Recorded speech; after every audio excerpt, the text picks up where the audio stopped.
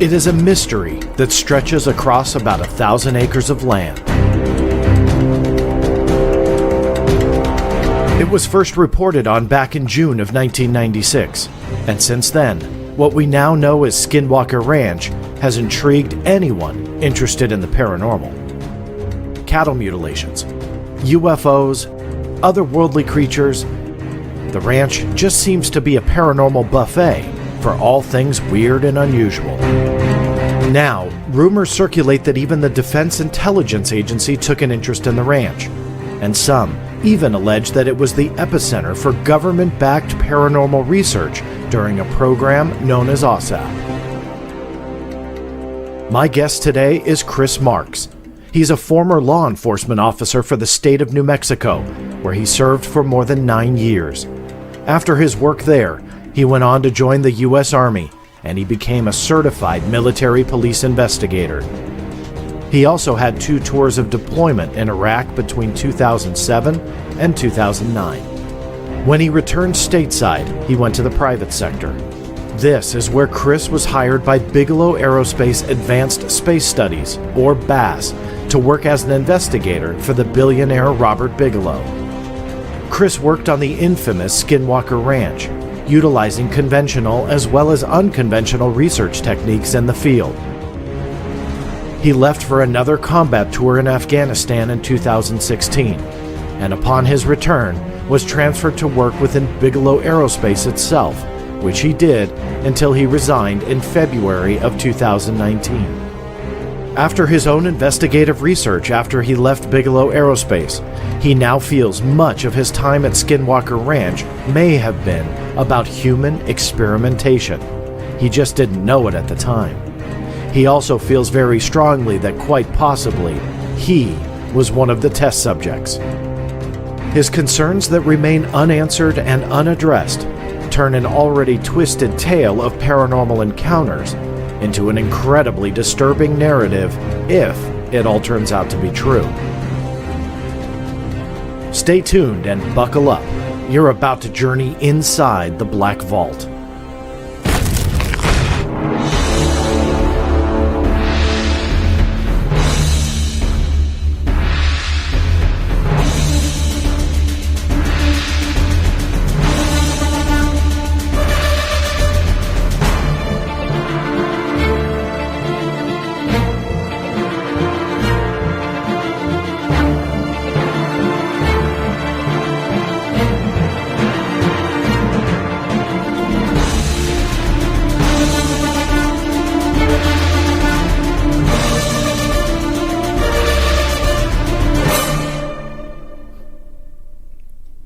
That's right, everybody. As always, thank you so much for tuning in and taking this journey inside the Black Vault with me.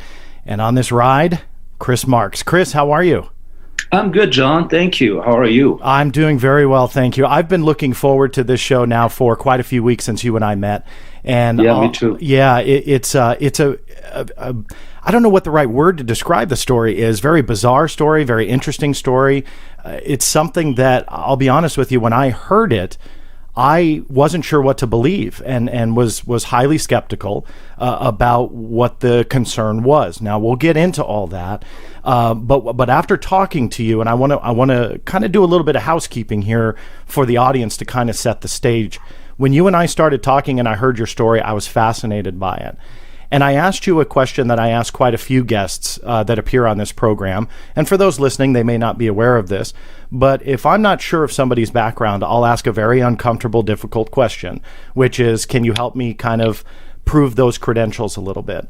And for the audience, when I posed that question to you, I wasn't sure what would happen next. I wasn't sure if you'd say, well, forget it, never mind, you just have to either believe me or not, because that happens a lot, believe me. And on the contrary, within hours into my email box, for the audience knowledge here, Chris had provided me ample evidence of not only his U.S. Army background, his impeccable career and accolades in the U.S. Army. He was able to prove to me his BASS employment with Bigelow Aerospace in the form of a unobscured check and pay stub, meaning he gave me proof of his paycheck. And he was able to prove all of that to me, which made me comfortable bringing you on. And I hope you weren't offended by that. But on the contrary, I want to compliment you because you took that question and you're like, yeah, here you go. No hesitation. And you were able to prove that. So I wanted to make sure the audience knew that your background was, essentially vetted to where we could prove that. Either you're being honest, which is what my bet is, or you have really perfected check forging, photoshopping skills, and all sorts of skills to prove what you did to me. So I'm going to obviously side with my gut here and say that you are obviously who you say you are. The last housekeeping thing that I want to make sure the audience knows, and then Chris, I'm going to bring you onto the show, I promise, is I reached out to Bigelow Aerospace about a week ago about these concerns, because these aren't really allegations. We're not doing a accusatory show, but rather a discussion about a federally funded program that involved your former employer. And so what I wanted to do was reach out to them and maybe even squash some of your concerns. Maybe they were able to adequately address something. And so I wrote that to a few addresses at Bigelow Aerospace. I can confirm they got it. I can confirm that a upper member of their upper echelon, I don't want to name the name because I don't want to put them on the spot, but they read it in the form of a read receipt. I did get confirmation of that, but to date, they have not responded.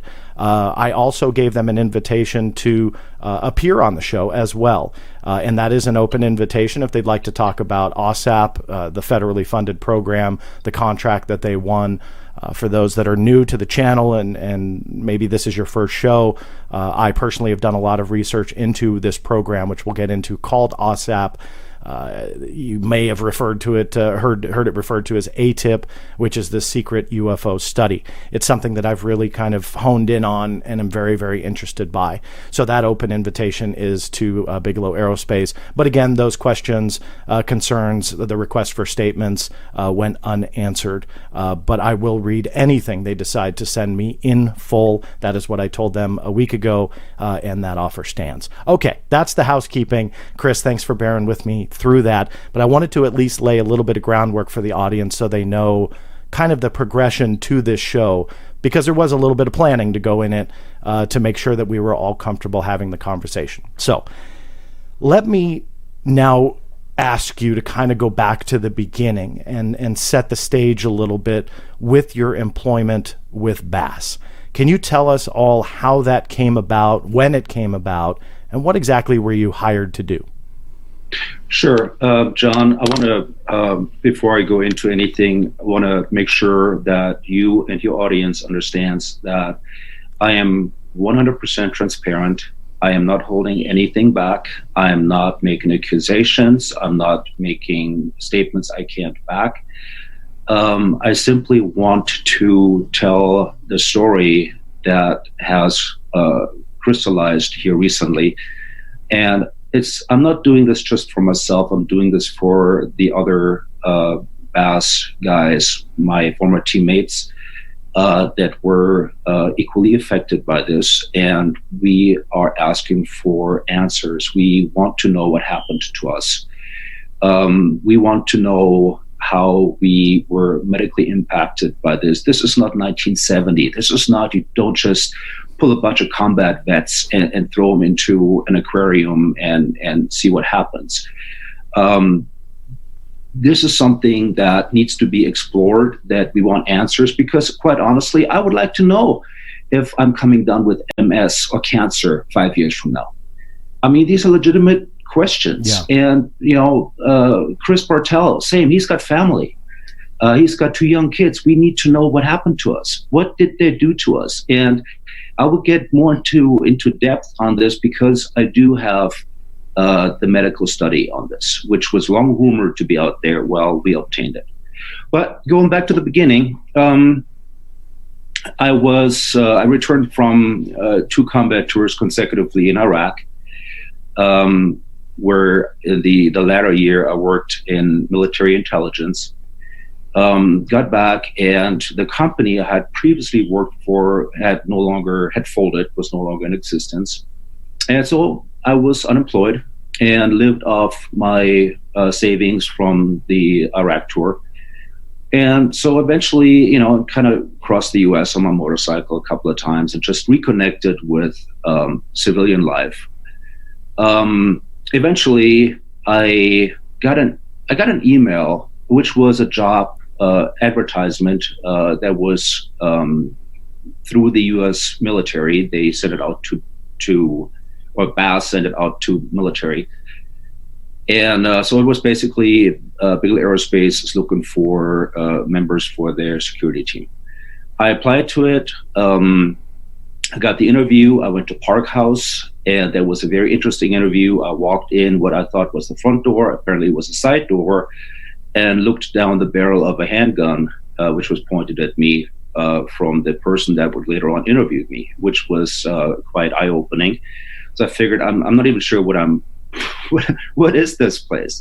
So anyways, I got the interview. About halfway through, the questions started changing, and the interviewer asked me if I had ever experienced anything that I couldn't explain, that was out of the ordinary, that would be paranormal and so forth. And I said, yes, I did. I had several experiences while I was working for the sheriff's office in New Mexico. And so he said that he wouldn't hire me for aerospace, but I would be hired for BAS. Then took the drug screen, and he asked me if I could deploy for 2 weeks at a time. I said, sure. Where to? He said that would not be made public until I'm hired.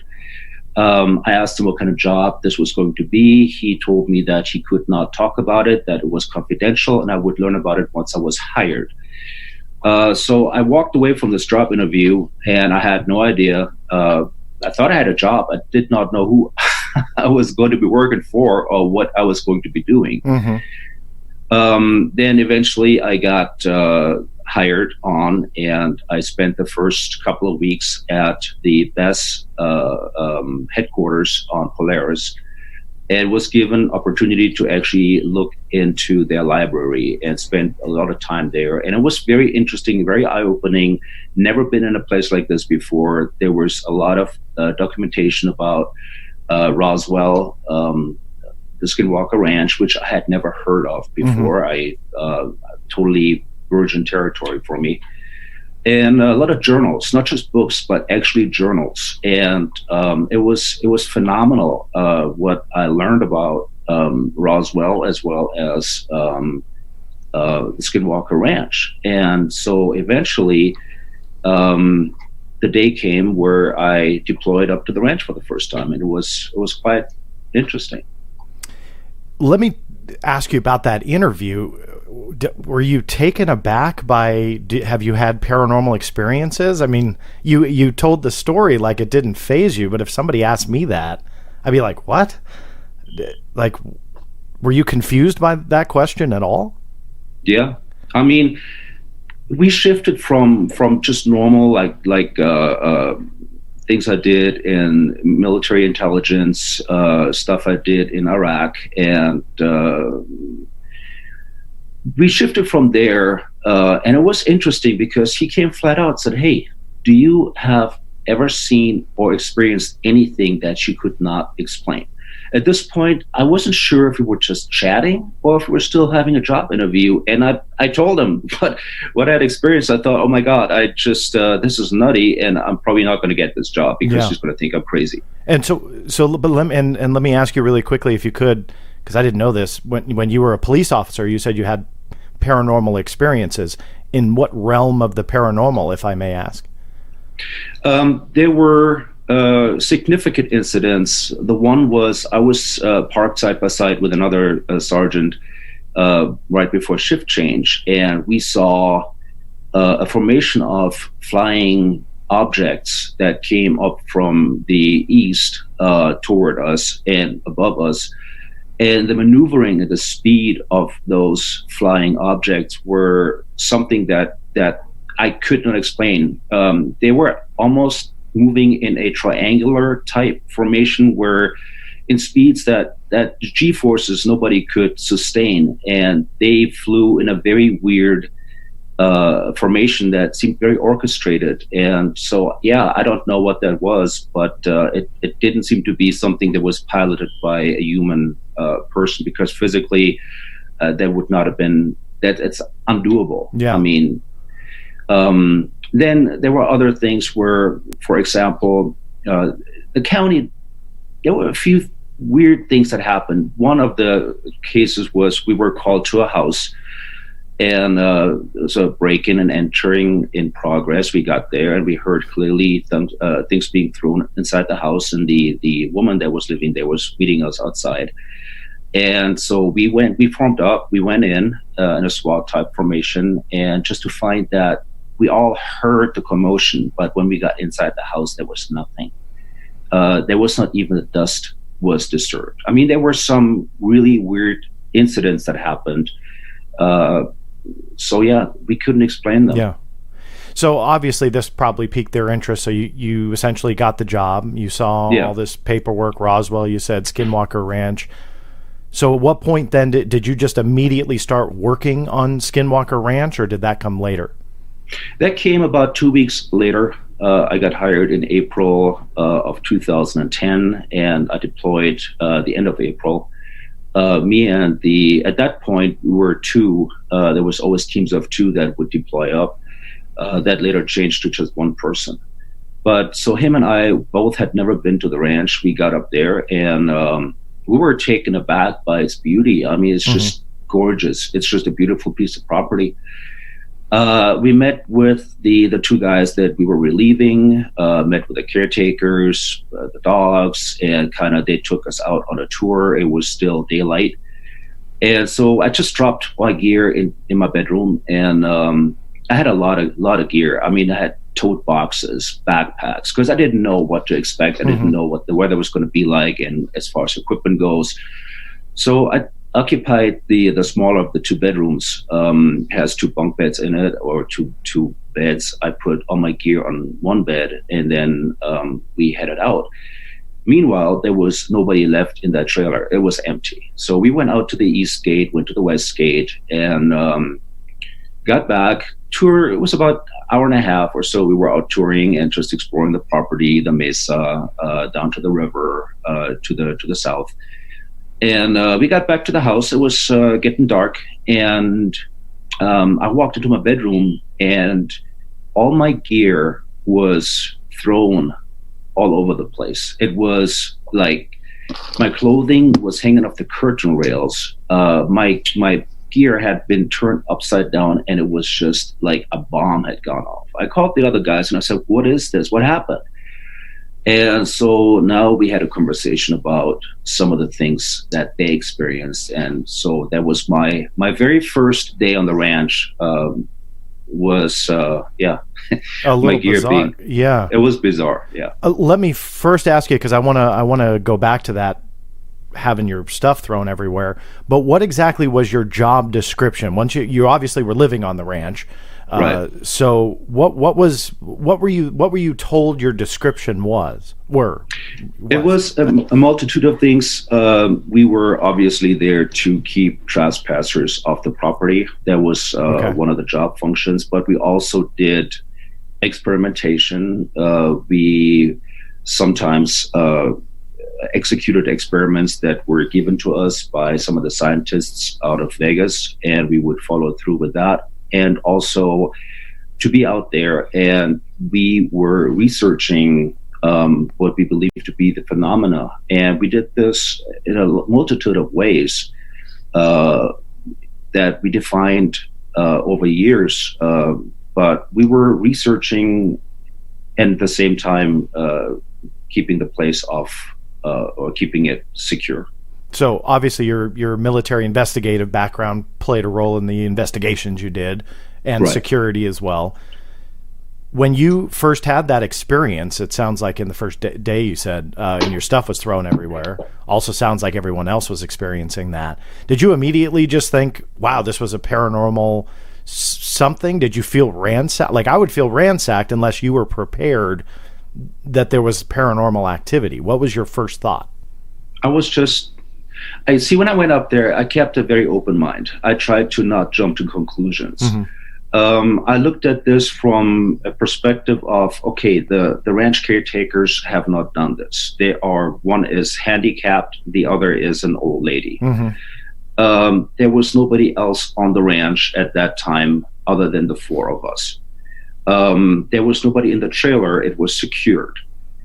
There was nobody in the property. So I started looking at different angles and trying to explain to what happened, which I did all of my investigations up there. I've been through anything from blood spatter investigation school to military MPI school. I mean, I have a lot of investigative schools, and one of the common denominators are you don't jump to conclusions. You look at something and you try to explain what happened, what took place, and the most logical reasoning for the event.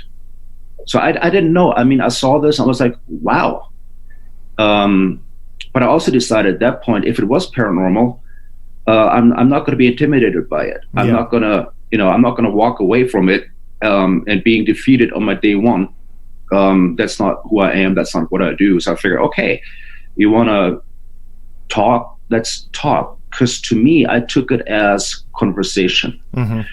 The big takeaway was always in Bass, we wanted to communicate with it, whatever that may be.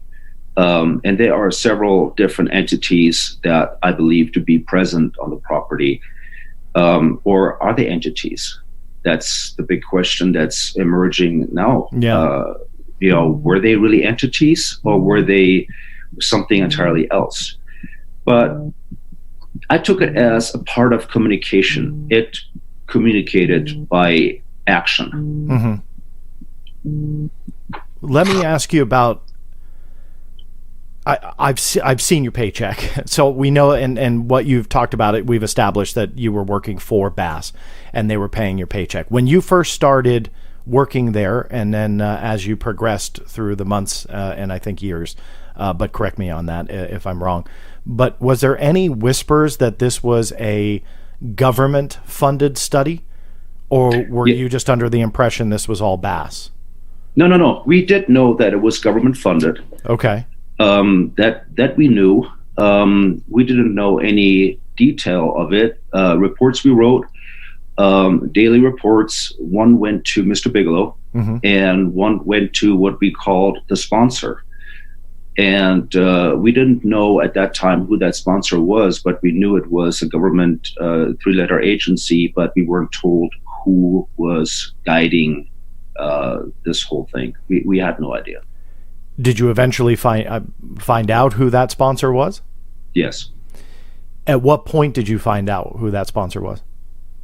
Just very recently, about 6 weeks ago. I stumbled up where I got an email from Keith Basterfield, who I hold in very high regards as far as his research ability and all that. And so it was eye-opening when I actually read his report on the DIA, on AAWSAP, on the experiments that actually were done up there or supposedly were done up there. So I started digging more and more and more and more, and Erica Lukes helped me a great deal through the connections she had or has, and together we were tag teaming this, and she really has led the way in shining a light into places that previously have never been illuminated. So it is stunning. Another thing that happened is we actually, and I can't disclose my sources, obviously, but we got a hold of the medical study, which was long rumored to be there, but it actually exists, and it is very much in depth. The more I read, the more I understand about it. It is about the refer to this, the caudate and putamen functions of the brain. And show you a picture. This is basically what they're looking at, what they studied. This is not the medical report. This is a printout by the Silva report. So a lot of reports have been written about this. And then, the more we find out, the more confusing Yeah. it becomes. Let me ask you about that medical study for those that are watching either here live on YouTube or listening to the audio version. What were the rumors before you found this report? What was that rumor about this medical study? What was it all about? The rumor was that there were studies done on the ranch involving people. And it was in July of 2011 that Chris Bartell, my partner, and I were flown up to Reno, and we were given the explanation that they wanted to research if we had any effects or shown any effects that would have been influenced by being in touch with the paranormal and being exposed to the paranormal events that frequently took place and still are taking place on the ranch. And so we were okay with that. We signed MRI release forms with that context. We thought, we were led to believe that we were simply being looked at as far as, did the phenomena have any effect on us? Later on, I learned that,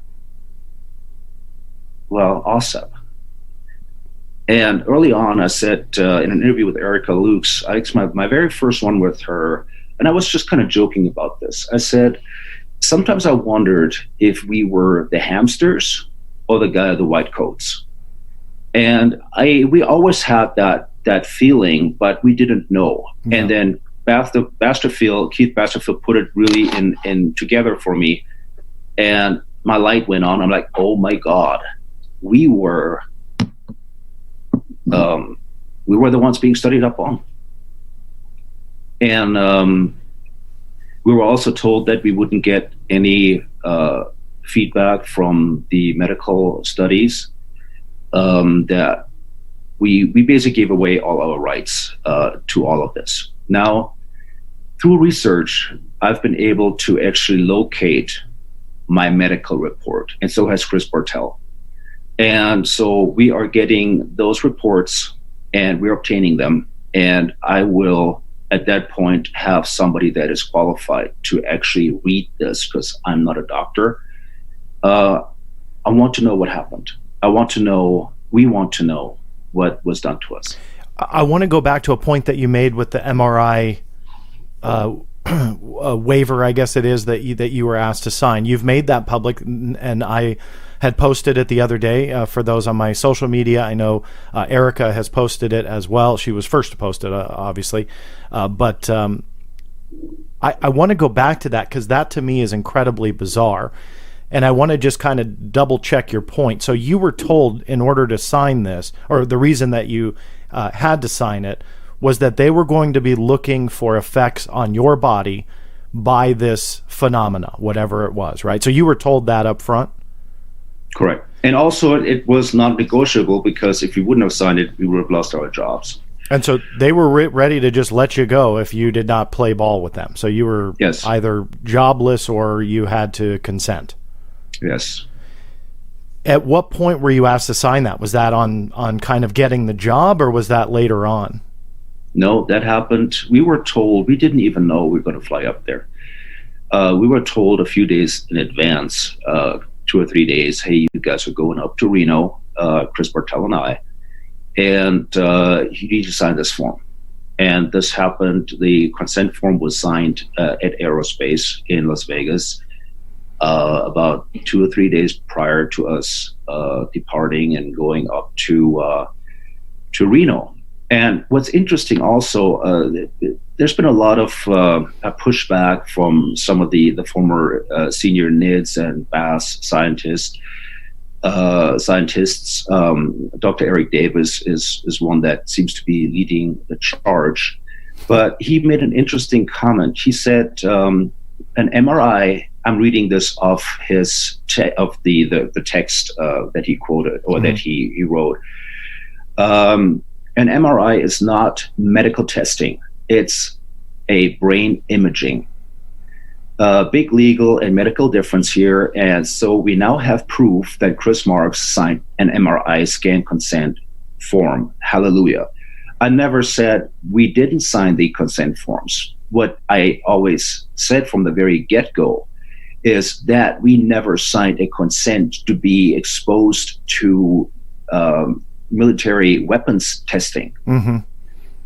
Believe you me, if I would have known that I was going to be somebody that's going to be experimented on, I would have never taken this job. Yeah. I don't even know what happened. I just know that we were tested up on, and that's not cool. Yeah. We just don't do that. We never signed up for that. We never consented to that. I consented to the MRI because I truly believed at that point that we were exposed to Bigfoot or whatever it is that's up there. Yeah. And they wanted to see if that had any effect of us, the boogeyman. Yeah. But it wasn't after all the boogeyman. It was after all that AAWSAP program. And the further I dug into it, I met with former scientists through BASS that I still have a very, very good relationship with. And one of the physicists that I've met with in Vegas, and I meet with them frequently, explained to me that he actually observed Latatsky. Am I slaughtering in here? Latatsky. He was the AAWSAP program manager, and he was observed to be actually on the ranch. So I can place the DIA program director onto the ranch property. And so you saw James Latatsky at the ranch? I did not personally myself, but the physicist that I spoke with, he placed him on the ranch. Yes. And it's okay if you can't name the physicist, but can you name the physicist? No. Okay. So James Latatsky. Okay, so I'm out of the corner of my eye. I'm seeing in the chat room somebody asked me. I believe it was Jet Boy in the chat room about when was this government study. Now, just to put it into quick context with AAWSAP, now this is the Advanced Aerospace Weapons System Application Program. I don't want to say that more than once, but that's what when we say AAWSAP, that's what it is. Now, AAWSAP, as I said in the very beginning, is kind of connected loosely to this ATIP program. Some people will probably hate me for saying this. We actually don't know if it's the same program, AAWSAP and ATIP. The reason is that we're getting conflicting information from Dr. Hal Puthoff, who apparently led the ATIP/AAWSAP study with Bigelow Aerospace, or BASS, I should say, and then Luis Elizondo. So Luis Elizondo's version is it was a completely different program. Dr. Hal Puthoff said it's the exact same program. Interestingly, right. The Pentagon says it's the same program as well. To address the question in the chat room, that contract that was awarded on paper started in 2008 when the bid was won, and as reported, went through 2012. So you have this 4-year time period of potential study. Now, going back to you, Chris, you had said that you started working on the ranch in 2010, correct? Mm-hmm. Correct. Okay, so then obviously you were there during the AAWSAP-funded studies. Now, when you had said weapons testing platform, that's what AAWSAP was, just to kind of address this for the chat room and obviously those who are listening on the podcast version, is that's what AAWSAP was. It was a study of kind of this forward advancement of weaponry into the future about 40 years. Now, this is why I was so intrigued by your story, is now they're studying your brain with the consent form that you signed to do an MRI. That was reinforced that Dr. Eric Davis on his public comment said it was a brain MRI. So it kind of seemed like he may have had knowledge of what was essentially going on. So forgive me for kind of taking over there for a couple minutes, but I wanted to at least give a little bit of groundwork and timestamp that when you were there and you were doing this, that is when this AAWSAP program was funded. And then James Latatsky, I'll back this up with every document that has come out. Sadly, they've all been leaks at this point, but no one's disputed that they're real. The defense documents that were created under AAWSAP, there were 38 of them. A few of them, I believe the last count was 5, but about 5 or so, a handful, have leaked out. the program director for AAWSAP, listed on every single report that is leaked thus far, is James Lakatsky. That's also confirmed by the official paperwork for AAWSAP that the program director was James Lakatsky. So I wanted to just set that groundwork. So going back to the fact that Lakatsky was on the ground at Skinwalker Ranch, I mean, that sure piques my interest of why he would be there and why the DIA would have an interest in the phenomena. Let me ask you that. Do you have a reason why the DIA would have an interest in that? Yeah, I mean, I have an idea. From all I'm learning, the focus on the ranch project was on bidirectional mimicry and cloaking. Those were, from what I understand, some of the main focus aspects. There's so much more that it's just an avalanche of information. Let me tell you something else. Erica and I went up to talk to Junior Hicks up in Roosevelt a couple of weeks back. Junior Hicks, for people that don't know, is basically one of the main historians on the ranch. He was a was a science teacher, and also was kind of the go-to as far as anything ranch related. People would talk to him. He's wrote a book with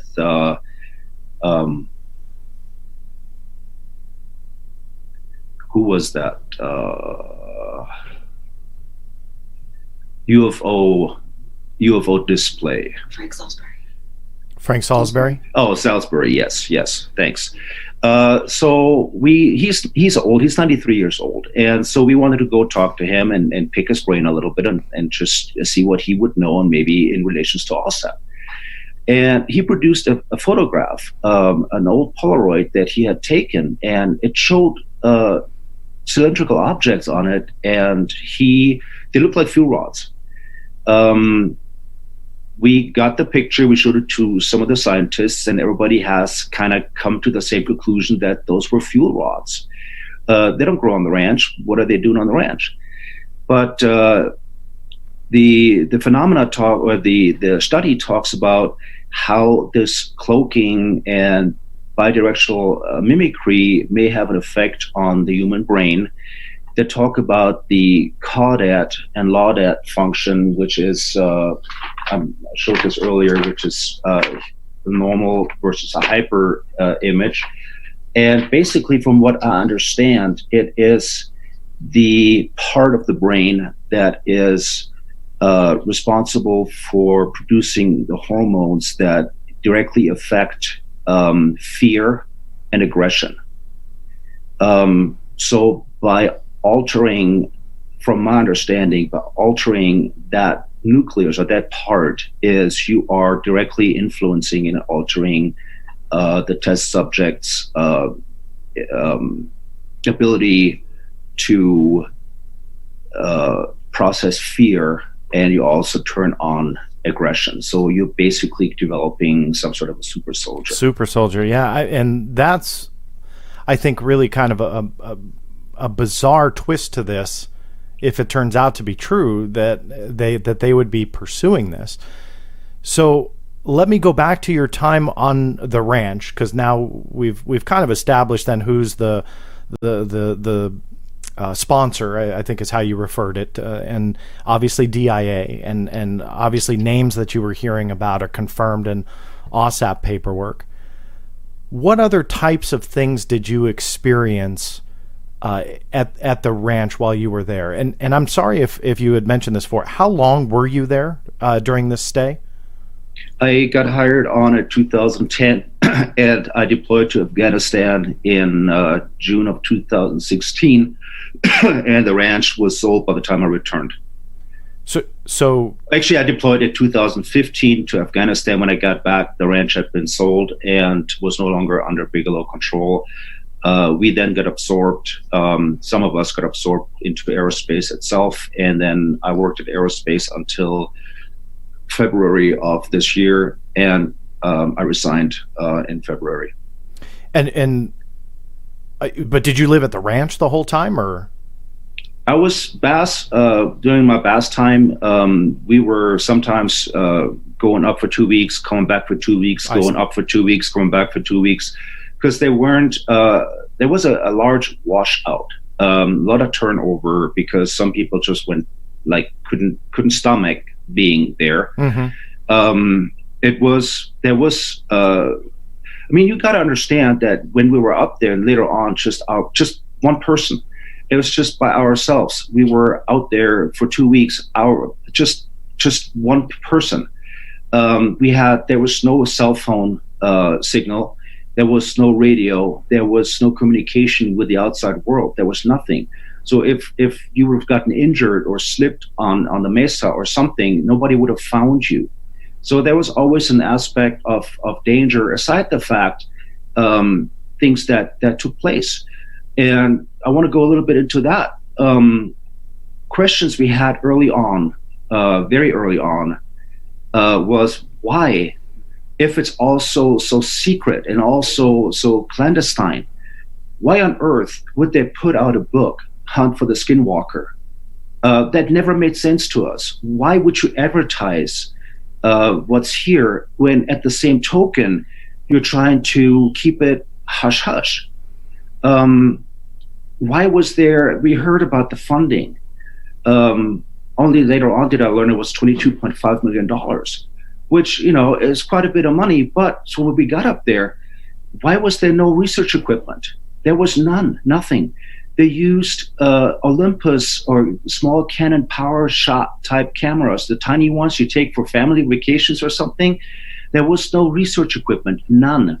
There was a thermal imaging device that was like very old, and a NVG, a night vision goggles, very old, and the flashlights were basically gas station quality flashlights. There was zero equipment. There was no supervision. There was no SOP. You could basically, and some people did, sit there and binge watch South Park. And as long as you wrote a report once a day, that could just be a 3-liner. You could just say, yeah, I'll walk Eastgate, Westgate, and boom, that was it. There was no quality control. We always wondered, why isn't there some sort of a directive? It's like you go up there and you do whatever you please. There was no directive. There were suggestions made, like try to, later on we did a lot of meditation and got into somewhat of occult practices in order to communicate, and they really did, yeah. We used Ouija. We used this was Bass designed. That was my next question for you. Is who was that? Something that you guys would develop as investigators, or told to do it? We were told. We were basically what opened the door to it all. There was more and more of a push to use meditation for communication. So I know Chris Bartel and I would spend nights out in the East Valley, which was a very, very active spot, and basically lived on the ranch in a sleeping bag. We didn't even go to the house. We lived on the property in order to maximize our time in order to communicate. But when I talk occult, what opened the door to that was actually, this was an experiment that was designed by Doug and Lauren Hoffman, Douglas Kurth, who were overseeing the ranch, some of the experiments, and would come up with different methodologies. But Lauren and I walked the ranch together, identifying what we believe to be hotspots. And we didn't speak. We spent about 2 hours walking and walked all over the place. And we made notes, which I didn't see his, he didn't see mine. We compared our notes as far as what are the most active locations on the ranch itself. And we came up with 13 that were actually matching, that he and I had identified, independently. So then we took 13 evidence bags that are, food, we can't that tamper proof. And in those 13 envelope bags, we had 13 questions, one in each bag. And we didn't know, the only one person knew what those questions were. We didn't know. And then we placed those evidence bags at those locations. And then during ranch shift turnover, when the new guards came in, Lauren and Doug were up there, and we set up video cameras and audio equipment and all that. And they had designed a Ouija board that would basically show the 13 different bags, and then it would designed to be that we would, through Ouija, ask what the question or the answer to question number 1 is, or number 2, or number 3. So we're trying to communicate with it through Ouija. We set this up. This was all videotaped. This is not anything that was just done on the fly. This was very well thought out. That was very much designed. And there were 7 of us total that were in the room, in the kitchen, in the trailer, and 4 of us sitting around the table. And before we even started, cameras rolling and all, the Ouija, what's it called? The thing that actually put your hand on.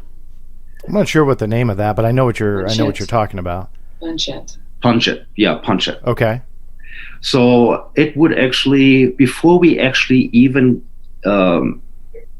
touched it, it would move. It actually lifted up. And I know this sounds absolutely crazy, but has been videotaped from 2 different angles, which we had 2 different cameras set up, different angles, audio, the whole 9 yards. It lifted up and basically punched me in the chest. This happened several times. And then I switched seats because I figured maybe there's some sort of magnetic interference or something. And so everywhere I sat around this table, I sat at all 4 chairs. This thing would actually jump at me and fall into my lap. So that opened the door for us to actually start going into other experiments. I did a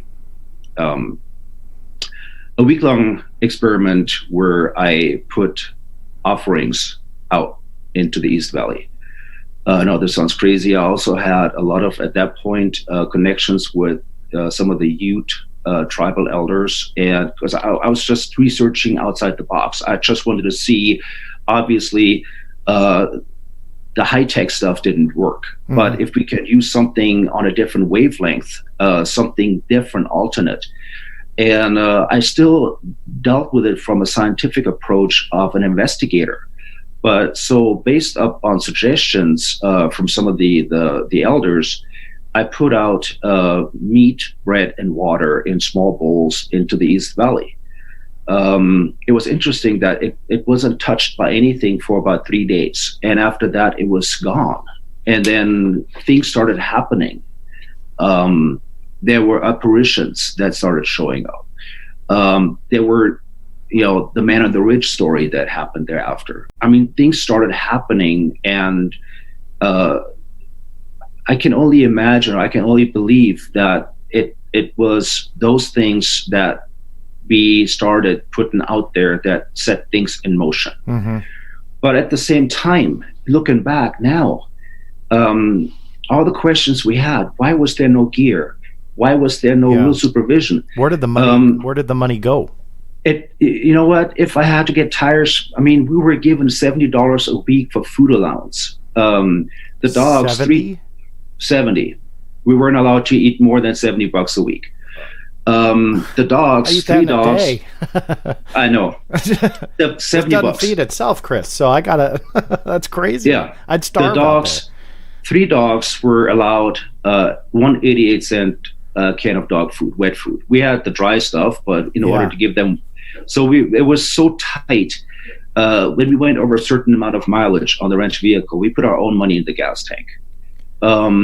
Bigelow wouldn't pay for that. As a matter of fact, even going up to the ranch, we didn't have credit cards. We had to finance our trip to the ranch. Yeah. And then he would send money in an envelope to the ranch caretaker, who then paid us in cash because he doesn't believe in credit cards or, and all of that.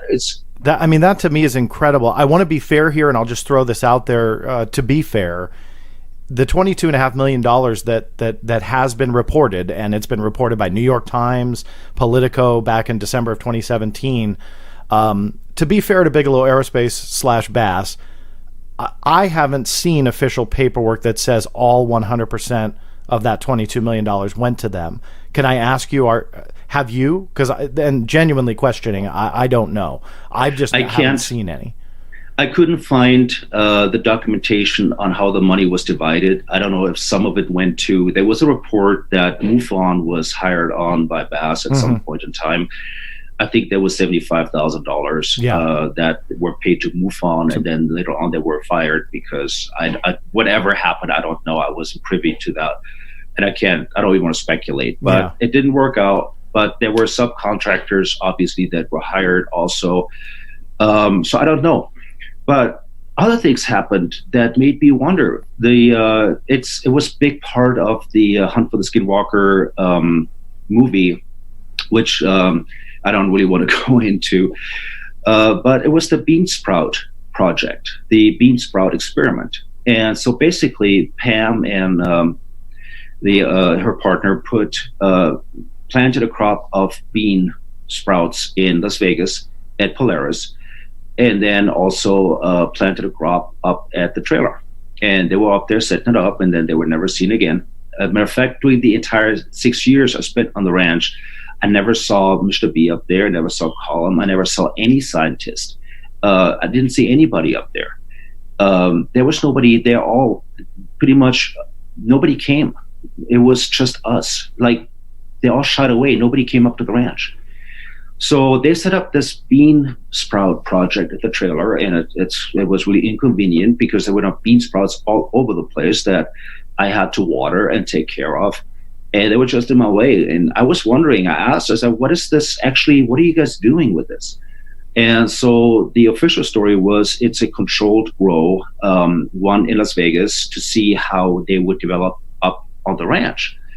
And my question was, so I don't understand the theme of this experiment, because you have totally different altitudes. Vegas is at 2,500 feet or so, and the ranch was at 4 or something. You have different kinds of water that you use. It's not controlled. You have different atmospheric pressure. You have different humidity. There's nothing the same. Mm-hmm. So what conclusions could you draw? And if you look out, the pasture at the ranch is green, so stuff grows there. There's a lot of trees. Yeah. And so later on, I found out that particular crop was used by universities, or is being used, to measure absorption of radioactivity. So now it made sense. So that was never designed to be a compared growth experiment, but there were other reasons why they were up there, and it had nothing to do with parallel growth. So what's the radioactivity? They were, apparently those crops are used to measure absorption of radioactivity into the plant. So, which now makes me wonder, were we exposed to radioactivity? Mm-hmm. I mean, what were we exposed to? And that's the whole thing. We don't know. We don't know what happened, and we want to know. We need to find out if we were altered, and if we were exposed to radioactivity and other substances. This may be a dumb question, so forgive me, but going back to when you were talking about the fuel rods that you had found there, is there a connection there potentially with radioactivity, or is that something totally different? John, I don't know. I didn't find them. Junior Hicks found them, and Terry Sherman, who was at the ranch right after, he was still on the ranch after Mr. Bigelow had purchased the property from him. Matter of fact, he had his own trailer. It's still there, a single wide trailer where Terry worked and lived after Mr. Bigelow purchased the property and took it over. Mm-hmm. And apparently Terry Sherman found 3 of those fuel rods. And those are the pictures that we saw, Erica and I, that Junior Hicks has in his possession. And then apparently, this is Junior Hicks quoting or saying this, they went into a frenzy, and Mr. Bigelow had people on hands and knees crawling through the brush to locate if there were any more. And they actually found 2 more. There was a total of 5 that very much looked like, and then they were handed to Mr. Bigelow in order to have them studied in a lab.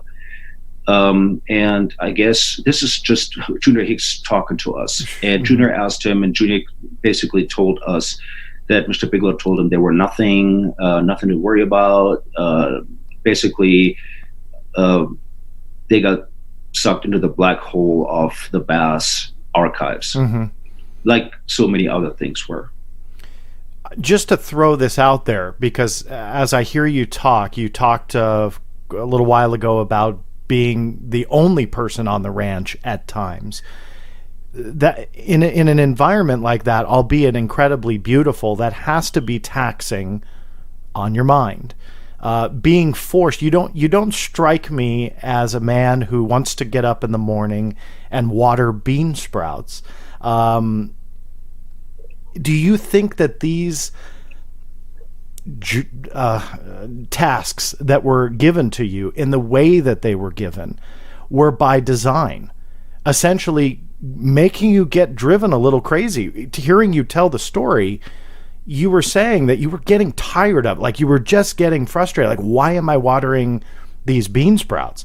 Again, that solitary, being up there alone with no one.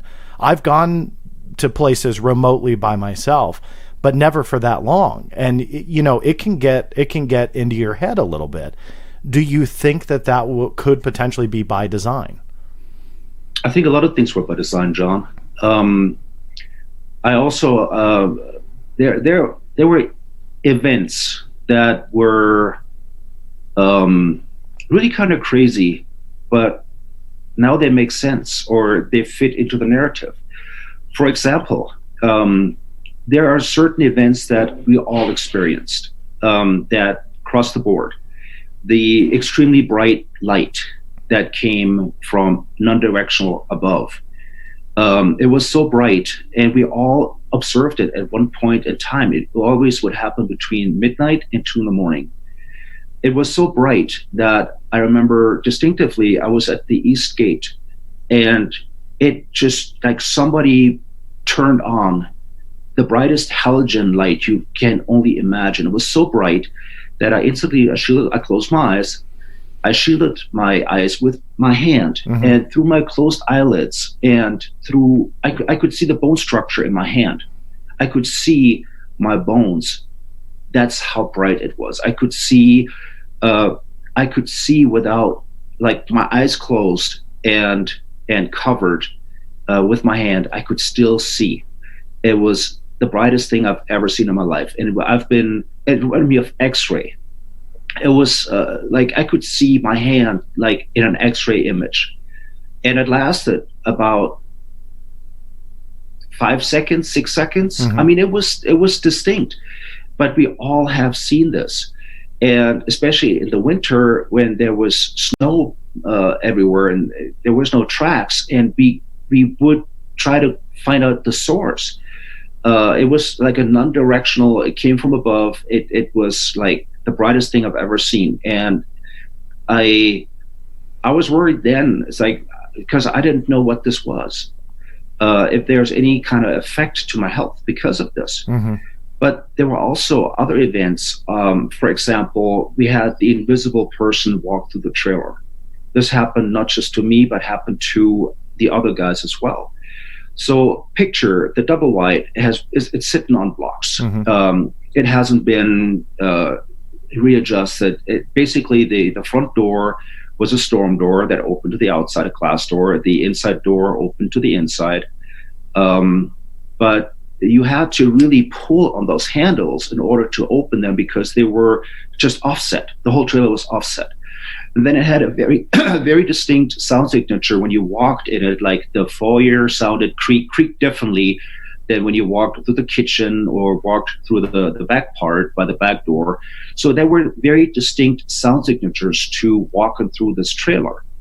So it happened, not just, actually it happened once where Chris Martel and I were both together. We both observed it simultaneously. The outer storm door was ripped open. The inside door was almost like kicked to the point where it flew open. It bounced up against the wall and came back. We instantly looked at the weather station. There was the wind speed at that particular moment was 2 miles per hour. There was no wind. There was no external anything.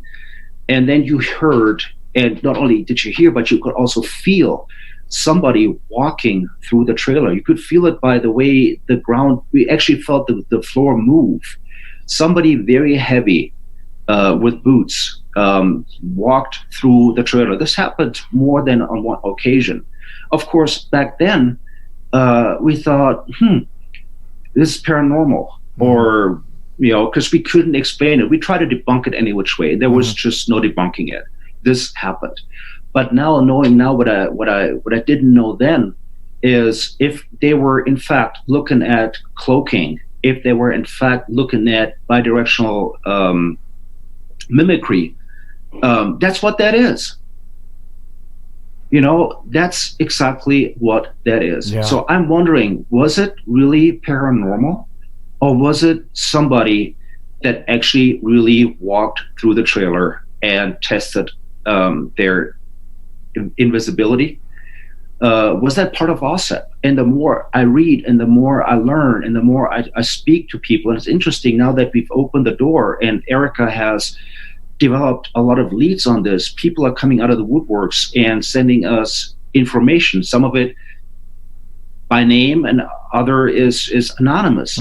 But we're getting a lot of help from people that we had previously no contact with. And the more looking into this, the more I come to the conclusion that there were more things at work than what met the eye. I have another incident that is I can't explain. So wolves are not native animals to Utah, and certainly not to the ranch. There were 3 wolves that were present at the ranch throughout those 6 years. They were usually in the thicket by the river to the south, and they were often just observing to the point we didn't even, it was nothing out of the ordinary anymore. They were just so common. We looked at them, I got pictures of them. And so we didn't really think much of it. We reported them and took pictures and documented them, but they did their thing, we did ours. And so I started to explore on this. So I got a whole bunch of chicken thighs and chicken breasts and stuff, and I tied them all across the wood line on very thin fishing line. I would set up shop in one of the bait pins up in the tower, and I would be there all night. Basically, I had made a little hole in one of the facades where I could deploy a camera. I had infrared, my own equipment, recorder. The place was rigged. I had game cams set up the entire front of the thicket. And so these chicken parts were there and were there for a week. And I camped out for a week on those towers, and nothing ever came. No nibbles, no contact, nothing. And they were starting getting pretty ripe after about 4 or 5 days or so hanging out in the open. Nothing ever came close. Nothing, not a single picture that I could take of the animals or anything coming at these chicken parts. So then about a little while later, I think it was on the deployment right after that, I came back from my evening patrol, and I would barbecue every night out the back patio, and my dogs were in the pasture, and I gotten really good with understanding and my dog's language when they started growling aggressively or growling. You get used to what they communicate.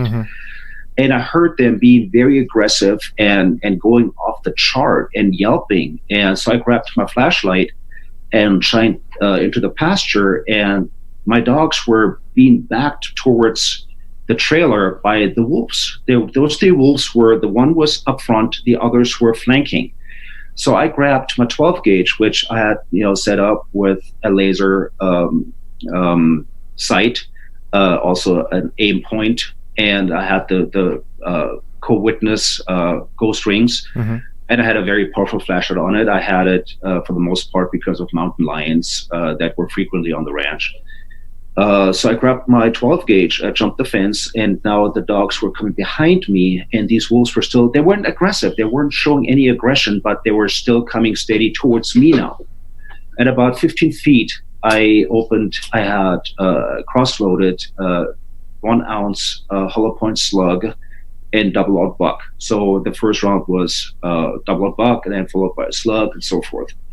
So at about 15 to 20 feet, when they, because I didn't know if they would turn. I was by myself. There was nobody else at the ranch. It was me and now the dogs behind me and these wolves. And I actually opened fire. I shot at the wolf, and I had not just shooting at it, but I actually had him in my sight. I had the laser sight was right at his midsection. I had him in my aim point, and so I fired, and it took no effect. Nothing. I fired 8 rounds, and eventually they turned around and leisurely walked off. I had immediately after that, I marked the location with GPS. I left my shotgun shells where they were. I came out the first light in the morning. I searched the entire area for any kind of body liquid, of anything, because there's no way you miss with a double-out buck load at 15 feet or a slug, especially. I mean, I'm very experienced in weaponry. Yeah. I know that I hit, and I know that there was no effect taken. Back then, I thought this has to be paranormal because it's not ordinary. Did it look, not to jump in, but did it look like it at least hit them? It just didn't kill them? Or did it look like it just passed through like they were a hologram? It passed through, it didn't push them back. And so I thought hologram, but what was not jiving with this theory was that at one point, the lead animal took on William, the biggest dog I had, and tossed him. So there was actually physical contact. It didn't hurt him, but this animal actually tossed my dog. Which is after that I opened fire because I didn't know what was going to happen next. So they were physical, but because I thought maybe they're holograms, but there were other incidents just as well. We investigated a lot of cases that were around the ranch, not just the ranch itself. So at one point I investigated a car accident or a collision where this woman had claimed that she collided with an animal, a wolf that came up the mesa in the road that's right around, leading to the ranch. And so she went to the sheriff's office. They didn't take a report. They went to the BIA. They didn't do anything. So she finally contacted us. I have experience as an accident investigator as well. So I looked at the car. Yes, there was damage. She showed me where the collision happened. I found all the debris. And so I went and looked at any kind of car was dirty. So there was no splatter. There was nothing. I was able to pull hair from the crumple zones where the thing had collided with it. There was plenty of hair that I pulled out. Like it looked like a coarse fur type hair. But there was no liquid. I swabbed the entire place. I looked for DNA in cotton swabbing. I submitted everything to BAS. Of course, I never heard back what it was. That was my next question. What happened to the hair? So it just kind of went into the abyss? Into the abyss. So the more and more, what back then we all thought to be paranormal, and no doubt there is some paranormal activity that is taking place on the ranch.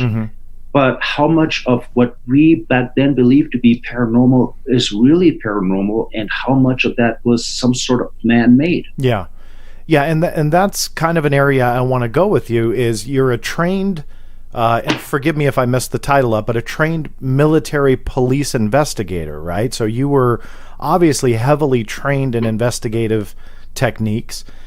You're not just some guy going out there going, hey, I'm going to put on some rubber gloves. And, we see that a lot in paranormal type research where there's no formal training and they go out and they have some, kitchen gloves or something. And then they're an expert. You actually are an expert when it comes to investigations. Yes. And you're going out there at the end of the day, not literally, but at the end of your time there at Skinwalker Ranch, do you have a final verdict, a final determination that you are dealing with a paranormal phenomena, or are you just at this point not sure? John, I have no idea. I don't know what I'm dealing with. I have some theories, but that's just what they are. They're my own theories, but nothing that I can make public or say a definite, this is what happened or this is what's going on. I think in my heart of hearts, I think it is a combination of things. And it also makes sense now that the whole ranch project was a mix of smoke and mirrors and something that really is rooted there. I believe there was a mix there. I always wondered, why would they put out this book early on? Why would they promote the story of the paranormal? But the more I think about this, the more I am believing that we were, it was almost like a scene, like a set that was built and we were the actors in it. And we totally believed that all that took place out there, and there were a lot of things that were unexplainable, off the chart, crazy. We were seriously believing this was all a paranormal setting. But like I said, now I'm beginning to question what was paranormal and what was not. And then there are a lot of senior scientists that say flat out, it's all man-made. Yeah, and was it? You're not sure. I'm not sure. I want for the audience who's listening and watching that those 38 reports that we talked about on AAWSAP do coincide with your story. And I'm sure that you've seen the connection, but for people that are unaware of these 38 studies, there was a list that was given to John McCain. This list was then released through the Freedom of Information Act, not only to myself, but a couple other people early this year. And it did not give away all of those 38 reports, but it gave the titles of all 38 reports as they were created and sent to Senator John McCain at the time. Number 7 on the list was a report entitled Invisibility, Cloaking. There was another one, number 12 on the list, Field Effects on Biological Tissues, that was written by Dr. Kit Green, and that's through Wayne State University. So what you're talking about and some of these, what may to some seem like fringe ideas of somebody using cloaking technology, official documentation proves that is what AAWSAP was studying. No one can deny that. I'm a skeptic about what part of what AAWSAP is said to have been in the grander story of what's being published in the media and ATIP and so on. But all of that aside, we can't get away from the fact that in this list of reports, official list, they were studying biological tissues. They were studying cloaking, I believe warp drives and all sorts of crazy stuff, anti-gravity. So there's a lot of stuff to support what you have gone through to kind of show, hey, maybe there was a connection here. And that's what's so intriguing about your story, is because you're giving question marks as well. You know what I mean? Like you're not saying this is how it is, this is what I believe. And so I commend you for that, because it sounds like your investigation is obviously still ongoing. On your point about that Hunt for the Skinwalker book that came out about Skinwalker, have you, I don't want to put you on the spot, but have you read it? Yeah. Was it accurate? The events that were detailed in it, yes. Yeah, did you? Accurate. So you felt it was very accurate? Because where I was going to ask is if that original book, and I was going to try and fact check it as we go here on when it was published, if potentially it could have been misinformation. Yes. Yes, exactly. And here's something interesting. There are more and more people that, it's funny because there are people that really probably didn't think that going to make the show. But here's a report by Jeremy Corbell. Interestingly enough, he pushed the narrative of the ranch, the hunt for the Skinwalker, and basically essentially the same narrative they've been pushing for the last 30 years, only that him and George Knapp, who produced this movie, threw in more special effects and more threat, and made it more Hollywood. Mm-hmm. But here's a quote by Jeremy Corbell, and this is interesting. He says that, and I quote, "We have spoken with special forces, private contractor personnel who have admitted deploying toys in the area around Skinwalker Ranch." Deploying what again? I read it again because this is pretty. This is pretty important. I want to make sure I've got it clear.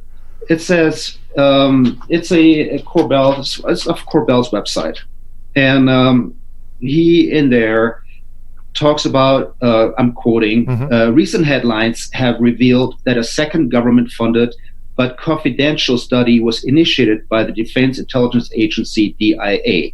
This second investigation was designed to determine if the phenomena at the ranch might have national security implications or could point to technological breakthroughs. The next page he talks about, we have spoken, this I'm quoting again, "We have spoken with special forces, private contractor personnel who have admitted deploying, in quotation marks, toys in the area around Skinwalker Ranch." This is of Corbell's website. Then also came out, this is a report that was from May 4th, 2018. It was headlined BASS, the Human Body as a Readout System. It was an interview that was done between George Knapp and a senior BASS scientist. So there are more and more waypoints that lead towards there was definitely we know AAWSAP happened. We know the time frame. We know it was on the ranch. We don't know exactly yet what was deployed up there. We know that the 38 headlines of the reports that were studied.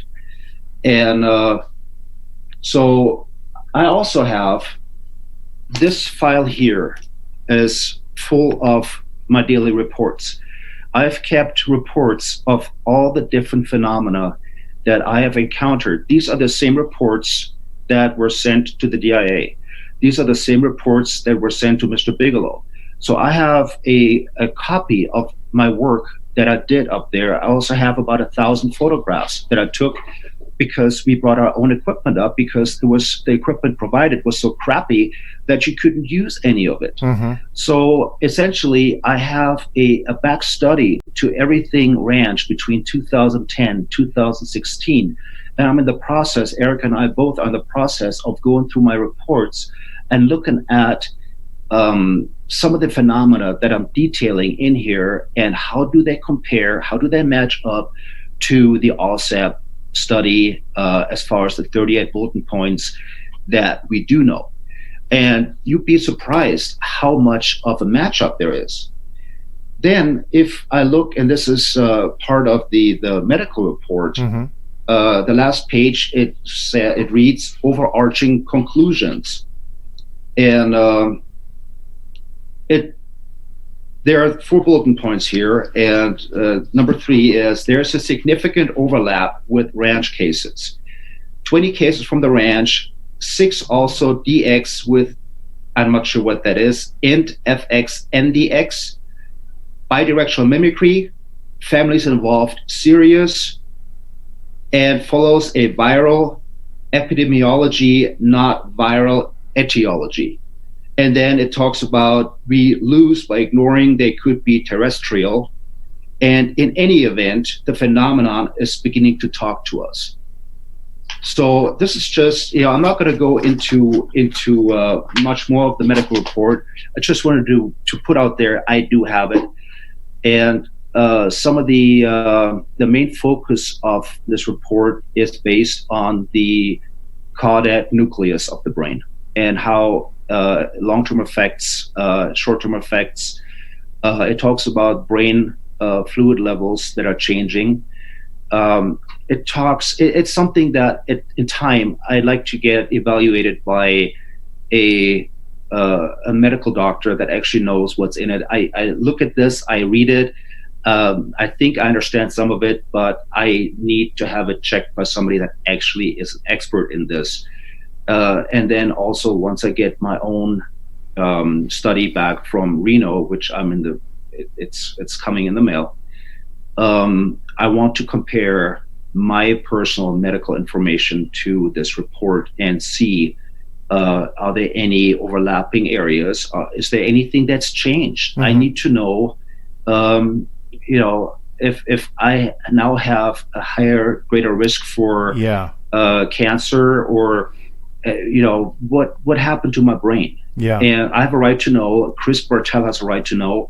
We spoke with two other people that also went to Reno. There was a guy named Chip, which I know his real name. He was at the ranch as well. He spoke about this 2012, and it was not picked up by anyone. I think it was on Jack Brewer's blog. It never went anywhere. But there are at least 4 people now that I know of that went to Reno and got the medical procedures done.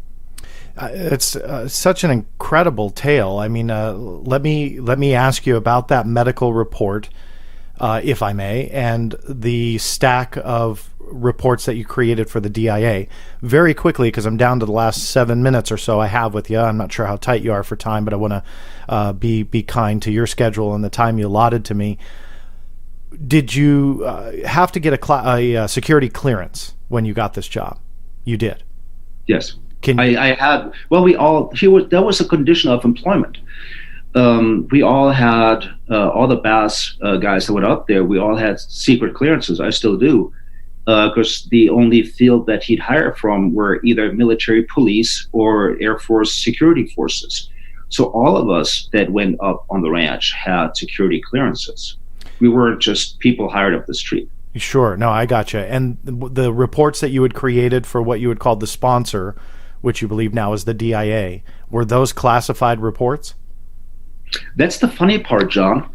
No. They were as far as the computer we used on the ranch, there was nothing was secure. No there firewall, was no nothing. We actually sent this. We faxed those reports to Mr. B because he doesn't have an email address. He doesn't believe in that. So we faxed him on one of these old fax machines where you put the paper in, hit a button, dial a number, it dials, it sends the fax. Our Wi-Fi we had in the trailer was of the ranch caretaker, pirated, because they were too cheap to put Wi-Fi in the trailer. So no, these reports were basically, if you could put anything in between, you could. I mean, they were so-called. I mean, they were for your eyes only on one hand. On the other hand, there was no mechanism in place. Like I said, most of the stuff at the ranch was smoke and mirrors. The security cameras, even, that I purchased those. I bought them off Amazon. They had a blinking red light. They were not hooked up to anything. They were all fake. We used, like I said, I ordered those things off Amazon and put them up at the trees to create the illusion that the place was secure. There was nothing secure about the place. None. Was it just an attempt to keep people out for security reasons, or were you doing it for another reason? No, just to create the illusion, to keep people out, because when you're up there at 2 a.m, you don't necessarily want to run into somebody that pulls a gun on you because he's scared to death, he's nervous, and all of a sudden you come out of the woodwork, and next thing you know, somebody's going to fire up on you. Aside the fact there were rumors that we were hybrids, and so the common thing was, let's go out and shoot ourselves a hybrid because we couldn't be killed because we were a ranch. Yeah, it was just so crazy stuff. But that was a crazy time, John. It was a crazy time. Text message. I have a text message. I know you can't see it, but I have a text message number that the audience can send in. I've got a few here really quickly. One that comes in, by the way, audience who's listening live, if you want to be named, feel free to put your name on the text message. So this one is anonymous. Are you still friends with Bigelow? Will he come after you now? Obviously, for telling the story. I am. I've been very close to Mr. B over the years. We obviously I haven't spoken with him since I left aerospace. I don't think we ever were friends, but I think we respected each other, and we're acquaintances. And he was my boss. Mm-hmm. I mean, but I think the narrative has changed to the point where people that we all held in highest regards, now we're looking at them through a different perspective, and their questions. And will he come after me? I don't know. I received, actually, this is crazy. I received a glitter bomb in the mail that exploded. A glitter bomb? It's a bomb. Yeah. That opens up and glitter goes everywhere. Yeah. Gotcha. Okay. It's kind of like haha, but at the same time, it was sent anonymously. And having been in combat and having been deployed and having also dealt with explosives, I couldn't help but wonder, was that a test run? Yeah. I mean, why am I being sent this? And then, of course, I'm kind of worried about the safety of my family, of my fiance. I mean, we had people come into our place of business when Erica was here and pretend to be Comcast and pretend to having to work on the modem. That there was and the guy came in full Comcast uniform. We chased him out.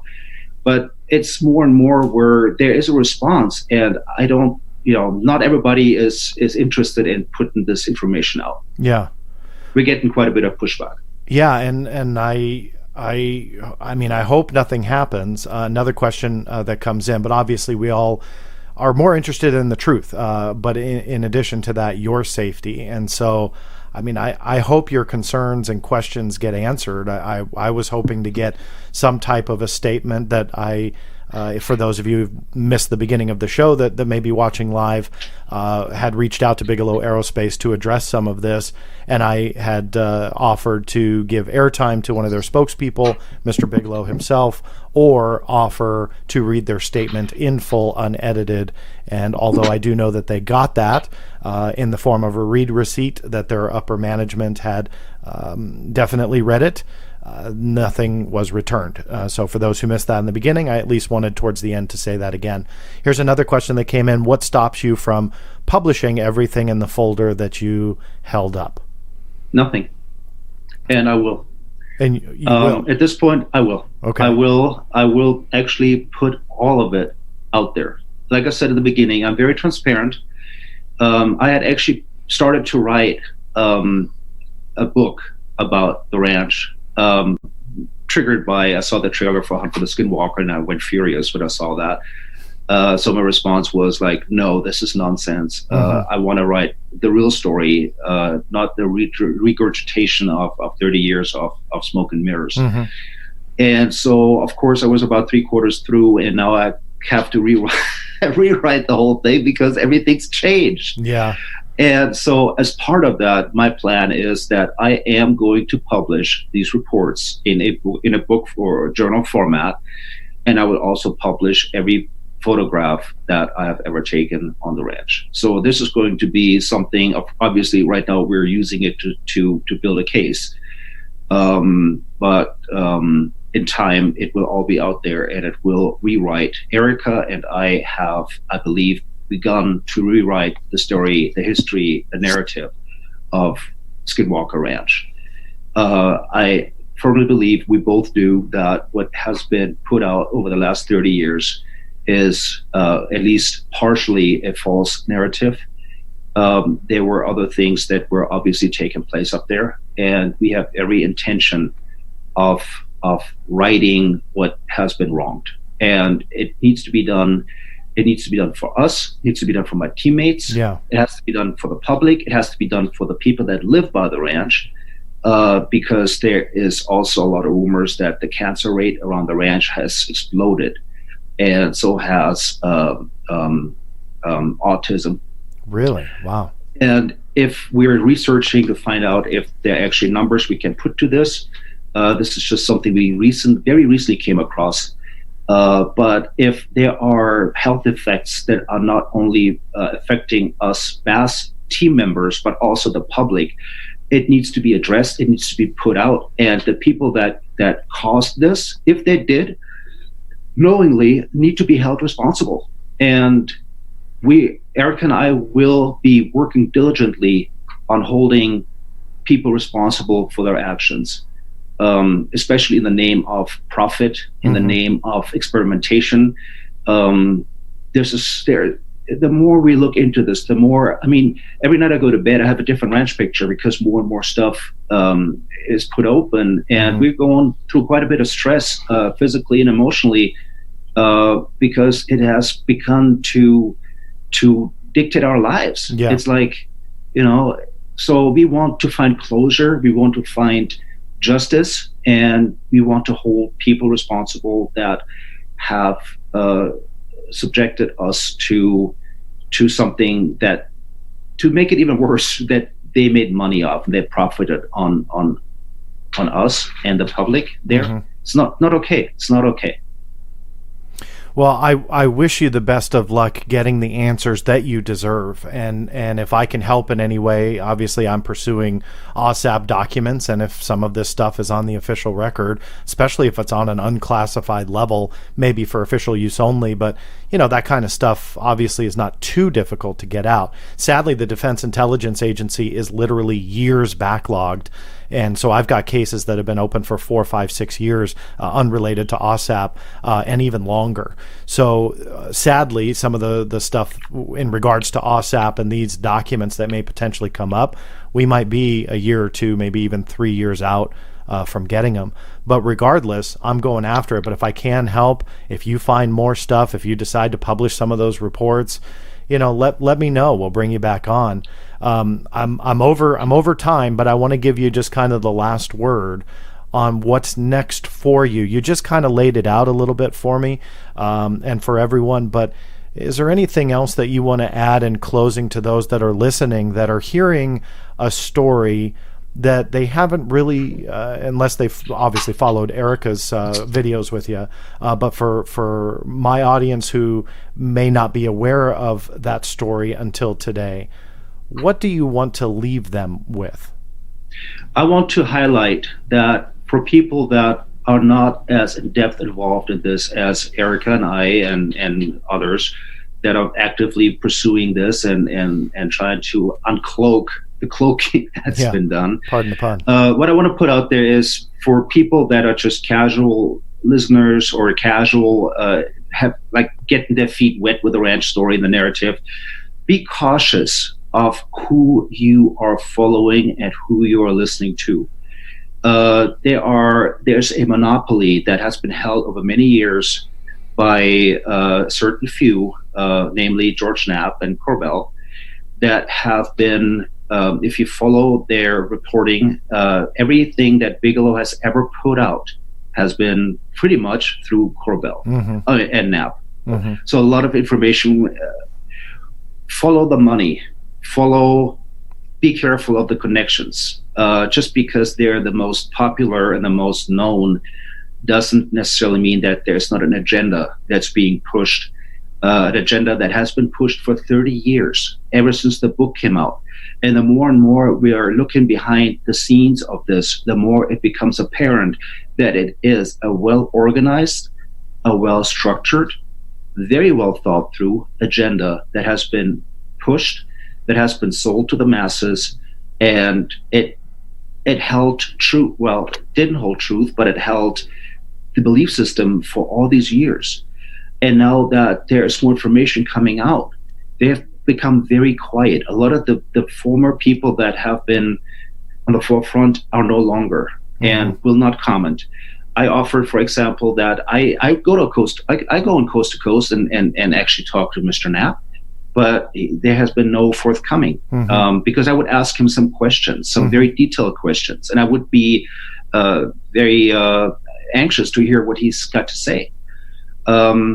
but yeah, just be careful, the audience, be careful who you follow, and please vet your sources. Yeah. Just because somebody's well known or somebody's on the forefront doesn't mean that they're telling the truth.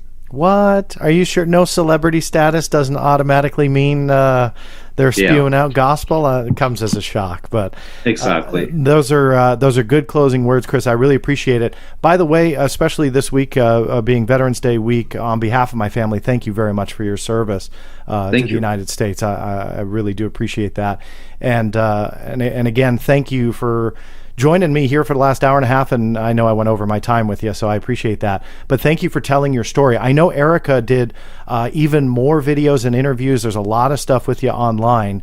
How quickly can they get to Erica's website to get into that? I will link it for you, but for audio versions, how do they get to it? If all of her shows are on YouTube. Okay. So if you go to Erica Luke's Skinwalker Ranch, you'll find a lot of very interesting shows she did with Ira and all kinds of different people. That it's not just ranch. It's she is really instrumental in pushing a narrative and putting it out there from all different angles. She does this on her own behalf. She is not sponsored. We pay for our own radio show out of pocket. So it's not, we're just trying to be giving information, be a clearinghouse for truth that people can go to and look at things and to know that we've vetted this. Yeah. It's not just hearsay. If Erica puts it out, it's for real. Yeah.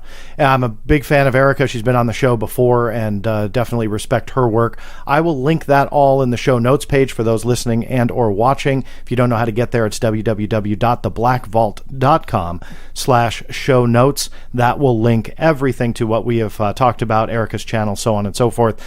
So Chris, thanks again, honestly, for your time. I really do appreciate it. Good luck with everything. And like I said, if I can help with anything, please let me know. Thanks, John. I appreciate it. Thank you for giving us a voice. Absolutely. I really appreciate that. And I will keep you posted on what's going on, what's happening, and we'll talk again. I appreciate it. Thank you. And thank you all for listening. This is John Greenwald Jr. signing off. We'll see you next time.